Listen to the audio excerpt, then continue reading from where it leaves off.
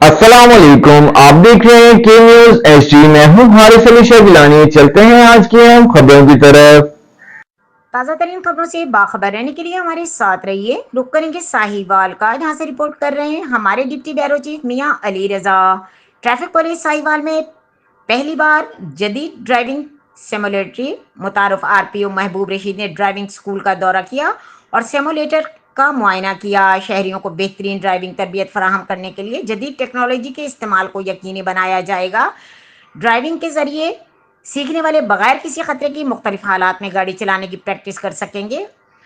اس جدید سیمولیٹر سے نہ صرف ٹریفک قوانین کی آگاہی دی جائے گی بلکہ مشکل اور ہنگامی حالات میں درست رد عمل کی تربیت بھی دی جائے گی۔ اس موقع پر D P O Sahiwal Tahir Rahman Khan, D S P headquarters Shabbir Warraich, D T اور Mirza Tanveer, D S P H P Saeed Lodhi بھی موجود تھے۔ آخر میں انہوں نے نئی بلڈنگ میں صحن پودا بھی لگایا۔